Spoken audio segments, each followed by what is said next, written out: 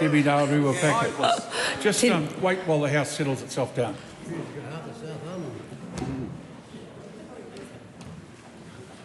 Debbie Ngarewa packet. Tēnā koe i te pika.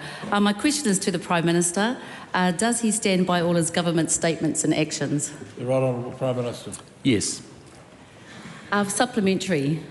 Does the Prime Minister stand by his government's decision to disestablish the Māori Health Authority, amend pay equity legislation and remove treaty clauses from legislation? And how does he reconcile these decisions with a commitment to governing all New Zealanders? Well, in part to the first leg of that question, yes, and for very good reasons. Supplementary. Does the Prime Minister believe that $30,000 compensation for a lifetime of trauma suffered by state care survivors, many of whom are Māori, matches the recommendations of the survivors? What I would acknowledge up front is that no amount of money, frankly, will deal with the harm that those survivors have experienced. But what you have is a government that is taking very seriously its responsibility to correct the abuse that took place under state care, under successive governments, past and present, up to the present, and we're doing that job as well as we can. We are lifting average payments from 60% from 19,000 to 30,000 average payment, and I know there'll be people that will be disappointed with that, but there are also survivors that have been waiting a very long time and will appreciate that certainty. Point of order, Mr Speaker. Point of order. Debbie Ngarewa packet. And while I appreciate the Prime Minister's discussion about money, the question actually was specifically about matching the recommendations of the survivors, which wasn't about money. You asked money. The question is, has the question been addressed? And I think it certainly has. Supplementary. Why has this government, for the first time in history, barred the NZCTU and other unions from attending next week's budget lockup when they represent hundreds of thousands of workers who will be significantly impacted by the budget's decisions, including the decision to cut or gut pay equity claims? Oh, look, those are questions that you need to put to the Minister of Finance. Throw her under the bus. Point of order. Please, Mr Speaker. Point of order, Debbie Ngarewa. The relevance and responsibilities, Standing Order 388 to 390 outlines that questions must relate to public affairs. Kapai, David, can I carry on?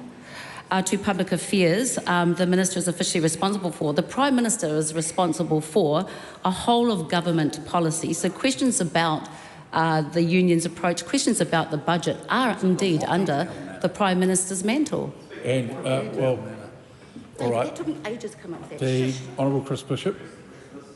The Prime Minister is not responsible for who attends the budget lockup. Well, that is an interesting point, except that the budget is an exceptionally important presentation, and the member himself knows how important it is to ensure that aspects of the budget are reported as accurately as possible. Therefore, I'm sure the government at some point would have an interest across the finance ministers in who attends that lockup. And I would expect the Prime Minister might have a better answer than the one that was given. The Prime Minister is going to give another answer. Yeah, look, Treasury set the guidelines as to who's in the lockup, but ultimately that's a question that I would encourage you to ask the Minister of Finance. Supplementary. Does this decision reflect a wider pattern for the government in excluding Māori, unions and community voices from their key policy decisions? 390's been violated. Sorry, I don't understand the point of the question. What do you understand? Ask again. Do you want me to clarify, please, Speaker? Ask the question again. Okay. My supplementary question to the Prime Minister is the decision to lock out NZTU and unions reflecting a wider pattern of the government to exclude Māori, unions and community voices from their key policy decisions? No, we want Māori and non-Māori in this country to do better. That's what we are working incredibly hard to rebuild our economy, restore law and order and deliver better public services. Mind together. Supplementary question, the Honourable Chris Bishop. Has the Prime Minister seen any reports of political parties being elected to Parliament and they're not even participating in the budget debate? Well, no, that's...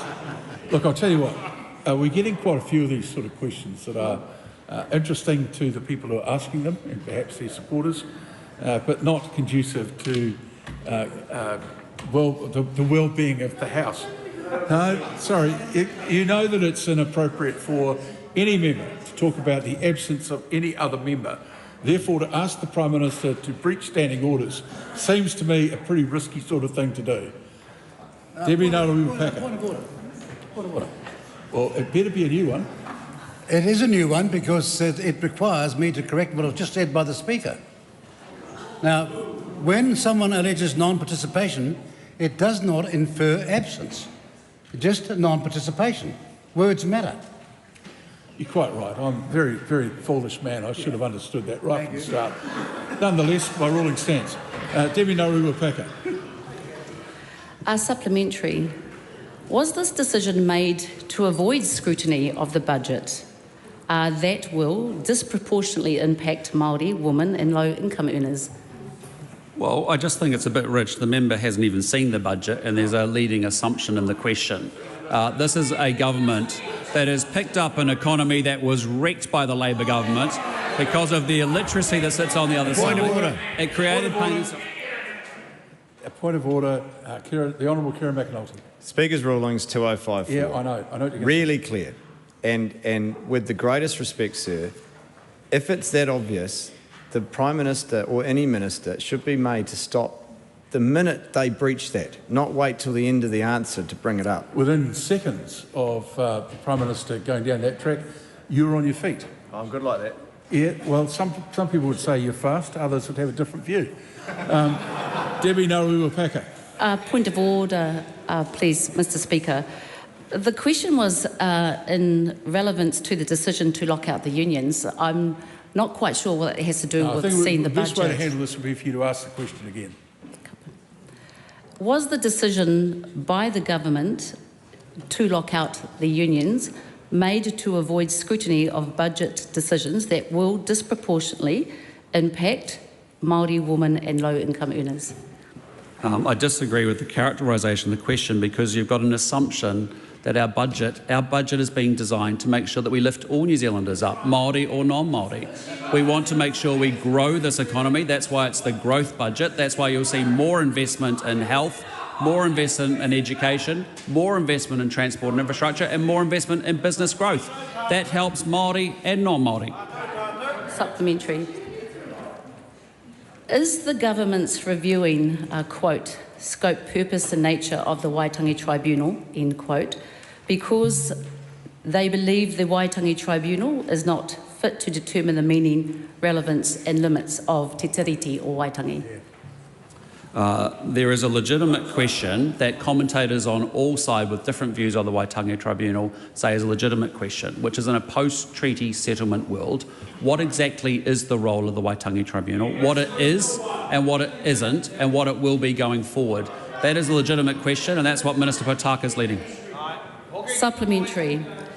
Does the Prime Minister believe the Crown alone should define the meaning, relevance and limits of te tiriti or Waitangi and not the Tribunal?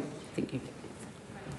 We've kicked off this piece of work, as I said, to make sure that we have clarity about the role of the Waitangi Tribunal going forward. It was set up in a context pre-treaty settlements. We're now increasingly in a post-treaty settlement world. There's a legitimate question that commentators on all sides of this debate would ask.